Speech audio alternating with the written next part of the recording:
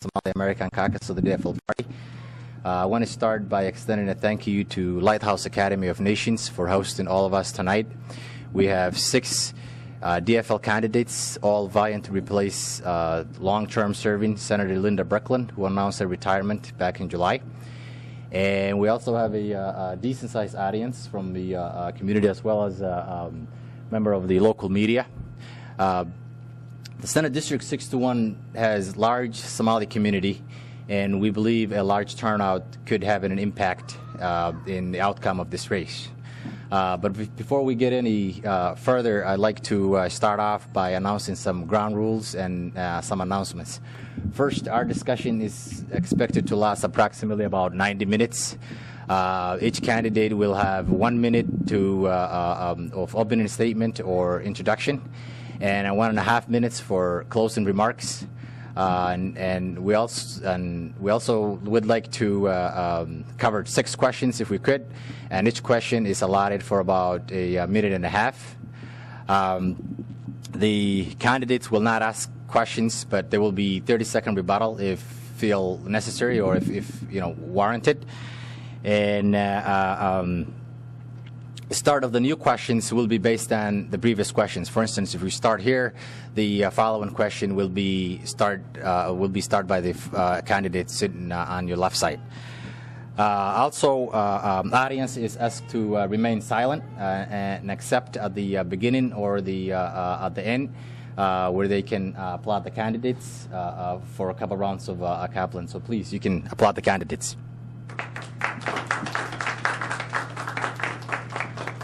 Yeah, my name is Kyle Wilson, and I've lived in South Minneapolis for about 4 years now. I'm a small business owner and a web developer. I'm running on a large campaign about transportation and cycling issues. That's probably my biggest concern. Health, expanding our healthcare and our structuring of healthcare in the state is another large concern that I have. Regulating impound fees is another big issue I'm running on. Education reform and increasing access to education is another one of my large standing issues. If you'd like to know more about the campaign, I encourage everyone to visit my website at kylewilsonforsenate.com. And I'd just like to thank everyone for putting this together and giving me a chance to speak tonight. Okay, great. Hi, my name is Representative Jeff Hayden, and I first off want to again thank the Somali community and Somali D.F.L for having this forum tonight. I am the current state representative for the B side of the district, which is Lake Street South. I am running for state senate. I've had 3 years of very strong progressive advocacy at the state capitol. I've seen many of you there fighting for these issues. I was the chief author of the Minnesota Health Plan, which is the single-payer health care bill of last year. We're also running strongly on a jobs component. We know that one of the biggest issues in District 61 is jobs or the lack of jobs. And so I have worked tirelessly with my good friend from North Minneapolis, Representative Bobby Champion. We had an economic summit really looking at jobs in the urban community, jobs in the African and African American community. I also have worked on Somali issues. Many of you know that we have a disproportionate amount of our children in the Somali community that have autism. So I've worked closely with advocates to try to figure out the research and also figure out how do people in the Somali community advocate for themselves in this very complex system around autism. I've also worked with Representative Clark, who is here today, who is my counterpart on the A side, and we've worked very hard at introducing legislation for the research, and also we have introduced legislation so that the Somali community can have their very own group, a council on East Asian affairs, which will be made up primarily of Somali individuals so that we can really look at the issues that are going on in the Somali community. We've also worked really hard at taking a look at the social determinants of education along with education reform. So those are just some of the things that I've done in the 3 short years that I've been at the legislature. I look forward to talking to each and every. Thank you. Good afternoon. My name is Elsa Batica. I live in District 61 for the last almost 40 years. In spite of the fact that we've moved around, we've always stayed in District 61. I have a passion for public service, My academic background is in, I am a chemical engineer by training, and I have a master's in community development. My work experience has been in management, training, organizational development, but more focused in government and nonprofit. I am very interested in this race because I have seen a lot of the jobs going away. And as we know, if we want to have a very good district or a very good state, we need to make sure that we can build our economy by family and block by block. The economic development also is important to me, especially in creating jobs. Without jobs, education cannot be an attainable dream for many. We need to fix our broken housing market. That is also one of the things that is very hard for me to even just think about. We need to make sure that everyone in the community is included. A vision for the future is for us all to have a role in shaping it. It's very important that each one of us play a crucial role in making a difference in the community. Thank you. I have worked in the Somali community with the Children's Hospital. A lot of the children that we needed interpreters, we've established that standard for excellent interpreting. And that's one of the things that I have done in the community, especially for the Somali community. Thank you. I would just ask the candidates, please be cognizant of time. This round of questioning is about 1 minute long. I was watching that clock right there. Yeah, that's right. Hello, my name is Sadiq Warfa. First, let me thank for Somali D.F.L caucuses for hosting this important debate. I also would like to thank my colleagues who are here today to participate this debate. And I also would like to thank the audience who are here tonight. And also, finally, I would like to thank my family who are here with me today. My friends, the Declaration of Independence says that when the government fails, the people have a right to replace it. I believe the mission of government, and sometimes I sometimes its failure. I sometimes I don't like its failures. That's why I believe that we need a new kind of leaders in this District 61. First, I also want to take this opportunity to thank the former Senator Linda Berglund. She was a tenacious senator who represented the people of this district very well. I wish her and her family well. But I think that this district needs a new direction. Last year, when I ran that historic campaign, I listened to the people of my district. They have informed me that their needs and their concerns. My campaign will be about 3 simple things: jobs, jobs, jobs. And second, I would like to focus on investing our education system. And also, finally, expanding the health care for all. I will be delighted to answer your questions today. Thank you very much. Hello, my name is Paulette Will. I am a longtime resident of Senate District 61. I am a activist in the D.F.L party. I was one of the co-founders of the D.F.L Women's Feminist Caucus, and I was a national delegate in 1991 to the Democratic Convention in New York. And I, as Sadiq, believe that Senate District 61 is going to experience tremendous impacts from the cuts in the at the federal level and at the state level.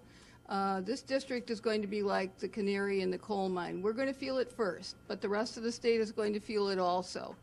And I believe the most important thing that we can do and that I can do in filling out the term of Senator Berglund, no one can replace her, no one can fill her shoes.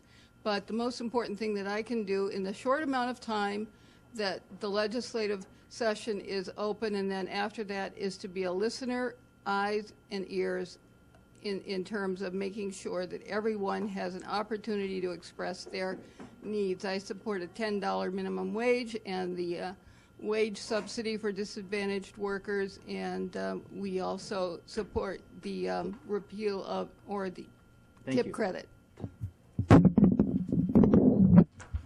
Good evening. I'm Christian Hoyer. First off, I'd like to thank the Somali American Caucus for putting this on. Any opportunity where all 6 of us are able to get together and discuss issues that are important to the members of the 61st Precinct, I think is a valuable opportunity for all of us to participate in the democracy that this nation was founded on and the democracy that all of us have grown to appreciate. My primary initiatives as a candidate are to focus on the ways I feel that the state legislature and state government has failed us as citizens. Our infrastructure is falling apart. Our health care is not nearly as great as it used to be. And we're shortchanging our children's educational futures through the means by which our budget was most recently balanced. I'm sure the questions that we'll be fielding here in the near future will allow us to address those issues a little bit more further. So with that, let's get to the questions. Okay, thank you. First question, I think some of the candidates already touched on, but we would like to ask again, what experience in your background that best prepare you to become the next senator from District 61? We will start with Representative Jeff Hayden. Oh, thank you for the question. As your representative today on the B side of the district, I think that for the last 3 years, I think has really prepared me to understand the legislative process. I've had a great opportunity being elected twice now to go out and listen to the constituents of our district and to really kind of align the values that I bring to the Capitol are the same values that we have here in Senate District 61. One of the things that we're going to have to do in being there is to really be an advocate. I think it is important for us to listen, but we are going to have to be an advocate, almost an activist, to fight for what we want. As you guys watch throughout this legislative process, there is a brewing group of people in the legislature that have come into the legislature this year that do not care about us, that do not care about the people of Senate District 61, and most certainly don't care about the Somali community. We have seen increasingly bills and legislation that have been put in by myself, Senator Berglund, Representative Clark, who was here. We have seen those look to be repealed. So those are the kind of things that I think that we're going to need to have the kind of experience to move forward. Same question. Oh, this way? Yes, that way. Thank you for that question, and I think that is a very important question. What prepared me to run for office? I have seen a lot of the erosion of services. I have seen, like what Paulette said, this district that I personally picked is the canary in the coal mine. So many people are affected in our area. So many jobs had, so many people are unemployed. What bring me to this position is I'm a trained facilitator and a consensus builder. I have experience in multi-sectoral areas. I worked in government. I've seen how the system works and how it can work better. This last session has really failed our citizenry when the budget that was proposed has left out so many people, especially in our district. And I think my experience in being a multi-sectoral and facilitator and consensus builder is what I could bring to the table. That's also a very good question. What prepares me for this job is experience could be different things. My experience is rooted in real life. I came here as an immigrant, as millions of Americans at 16 years ago. I put myself through college. Minnesota has been nice to me since I came to this place. It gives me and my family opportunity to earn American dream. That's why I have a sense of service to provide to my community and my district. What also propelled me to run this office is actually to change the political system. I offer new ideas and also common sense approach for our problems, our state. For example, the last government shutdown in last July, we have politicians who put their interest ahead of the interest of the people. My campaign is very simple. I want to represent you, the people, and you have the chance to elect You are next state senate in District 61. My life experience and my true community activism, who believes that empowering the people, that's the kind of candidate I am, and I'm willing to take on the task that district needs. This district needs jobs and jobs and jobs, and I'm ready for it. Thank you. I've been in training for this my entire life. This is a piece of cake to represent people who need a voice at the state capitol. I do not back down. People who know me understand that. I will not always seek the high ground because that means you're looking for a deal. I don't go to the state capitol looking for a deal. I go to the state capitol to represent the people of this district. I'm not a deal maker. That is not what is going to serve the best interests of the people in this district. I worked in the state capitol, I've worked in the House, I've worked in the Senate. I understand the legislative process. I understand it backwards and forwards. I worked with Senator Alan Speer, who was the first openly gay elected official in the country. And one thing that I think people may not know, because they may not know the history of when the D.F.L. took over in the state, and that was in 1971, they were in the minority. We are in the minority. There is no doubt about it. We are in the minority, as Representative Hayden said. And when you toil in the minority, you find out who you are, what you stand for, and you will find your voice again. And that is what I will do at the state.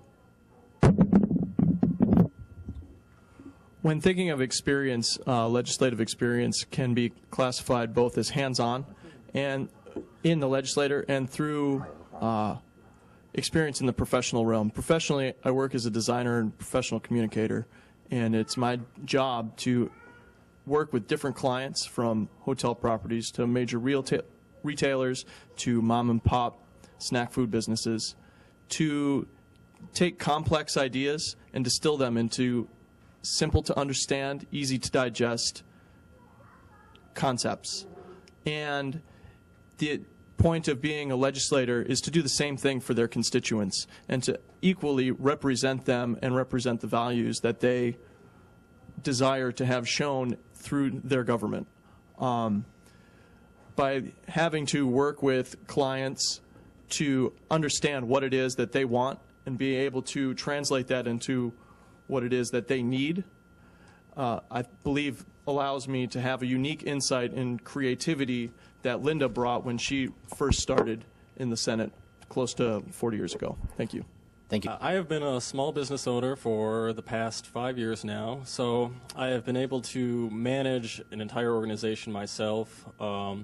We've expanded to 3 or 4 people at times and been able to innovate and make new products, which I think is a huge asset that I can bring to the campaign. But more importantly, I think the biggest skill that I have is a tenacity and ability to learn and ask questions of people. I think it's more important to admit when you're wrong, when you don't understand something, and to advance your experience from there.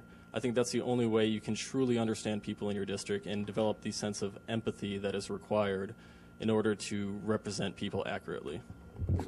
Okay, thank you. Our next question is about jobs. It's already been alluded to. Oh, I'm sorry. Go ahead. Elsa. Elsa, okay.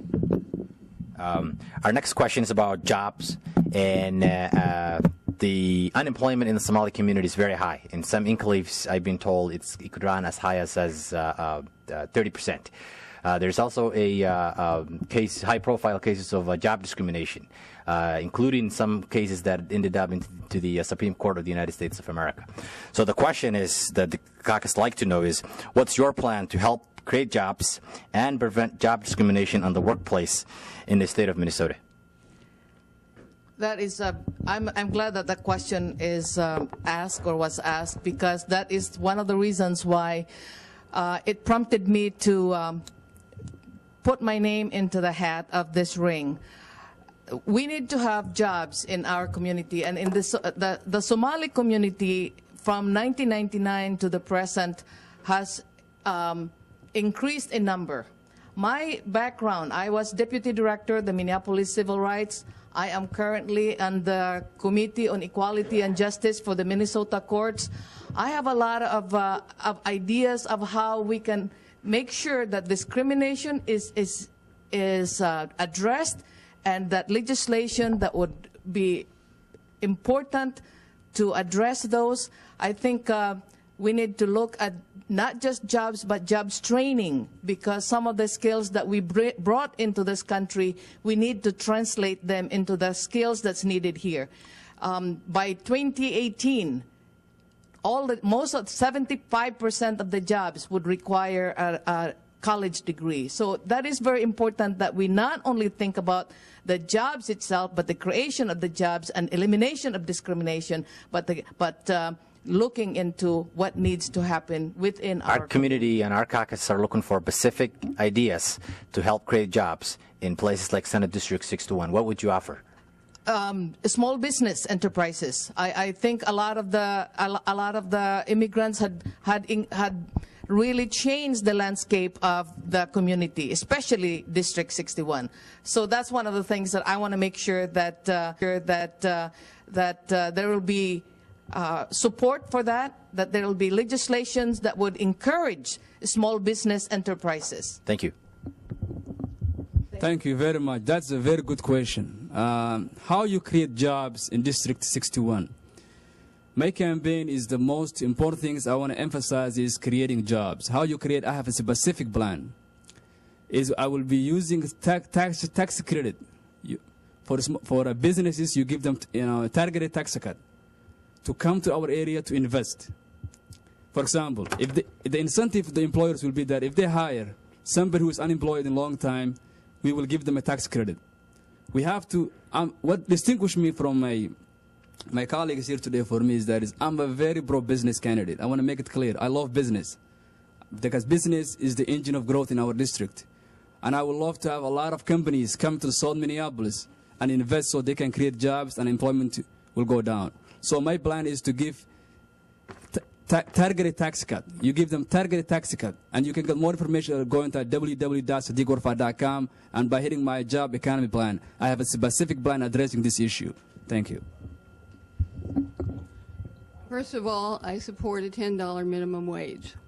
Secondly, I'm ready to go to work at the state capitol with Representative Tom Rocavina, with Representative Hayden, with Senator John Marty to reestablish the wage subsidy for disadvantaged workers. That's already been introduced. It needs to be passed.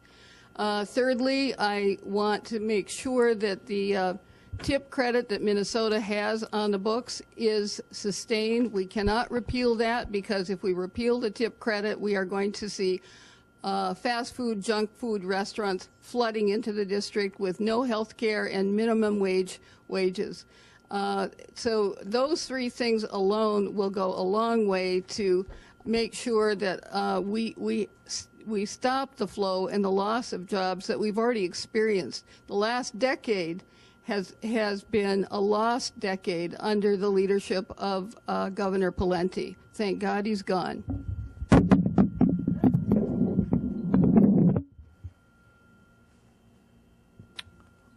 When approaching the job situation, there are two ways to go about it. One would be to piggyback on what Sadiq had said about incentivizing business. There needs to be incentives for local business owners to keep their businesses local and to encourage people to shop locally. Right now there are incentives to patronize minority-owned businesses, and we should really change that incentive to patronizing all local businesses, whether it be the local garden shop, the local coffee shop, anything like that. The more money we're able to give to individuals who shop locally and support local business are going to allow those local businesses to reinvest into local economies. Secondly, if anyone's driven in Minneapolis lately, you can understand that our roads are terrible. The interstate system that we enjoy for the most part today was a result of the Depression, which was instigated as a jobs program. For the state to take a leap of faith, as it were, and invest heavily in repairing our bridges and roads, there is going to be a great need for individuals to fix those bridges and roads. And that is a great way to get a lot of people who are not working right now, working and earning a decent living to be able to pay their bills. Thank you. Kyle? So this is a pretty great question, and right now we're dealing with an issue where we have 9.5% unemployment nationally, and we're dealing with a growth rate that's under 2%. It's become pretty abundantly clear that we have a huge demand crisis in this country, and that the federal government is not willing or unable to help us out and take the lead on this. So we have to do it as a state and as a district. Now, the biggest things I want to do in regards to this is, much like was said earlier, reinvest in our infrastructure in our state. There's a huge potential to grow jobs. Currently, the Department of Transportation needs $30 billion to get our infrastructure up to where it needs to be, which is a ridiculous figure. The other things we need to look into, Portland currently has an organization called the Portland Seed Fund, and it's used to encourage technology investment within the community. And if we emulated a program like that, we could have new ideas and new tech companies coming into South Minneapolis. And the usual investments are typically very small and minimal, $50,000 investments, and they help nurture these companies into full-blown organizations. Thank you. Representative Hayden? Well, I want to tackle it in just a little bit different way. The one thing that you did talk about, and we talked about jobs and creating jobs, and I've worked awfully hard at bringing that issue, this issue of high unemployment in the African American and African community, to the governor himself.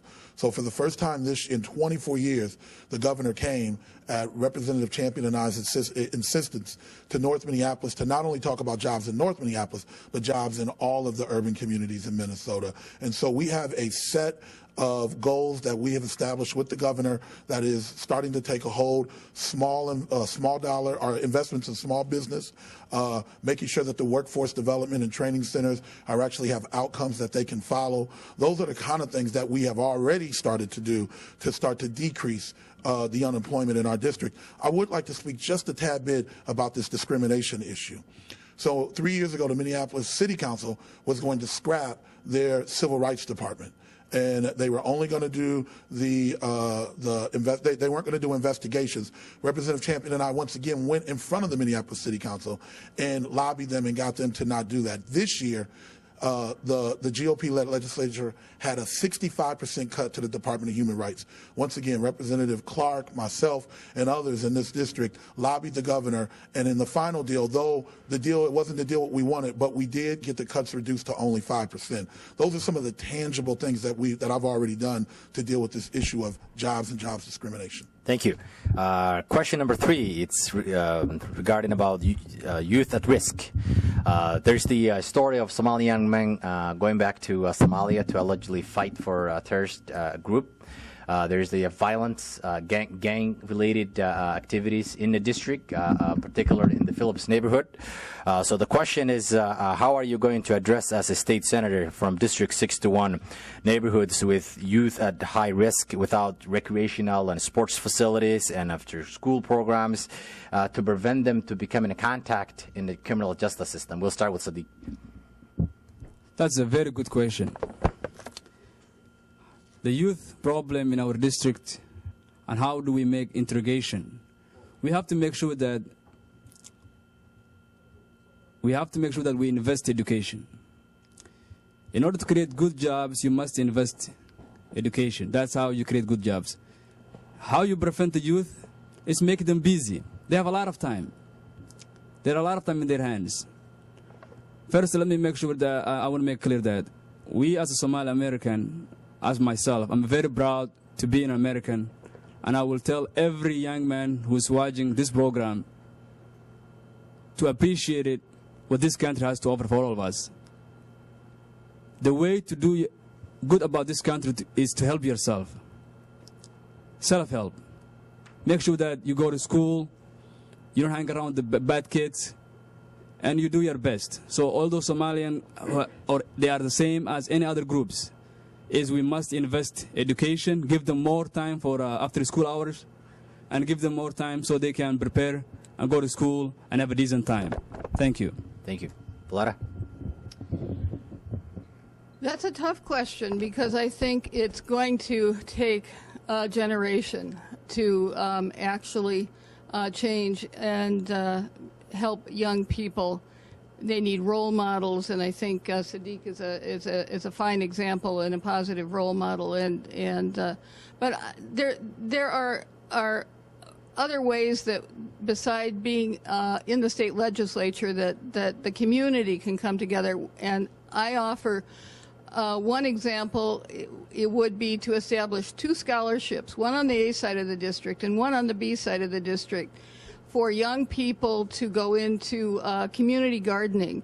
And I am personally willing to help work on growing those 2 scholarships so that we can send one person from the A side of the district and one from the B side of the district to the Women's Enterprise Institute, which, is it the Women's Enterprise Institute, Karen? Economic Institute? What is it? Environmental Institute, excuse me, to train new gardeners. And I think that's just one of the many ways that I think you've got to get kids involved and engaged in their community so that they are invested in the community. Thank you.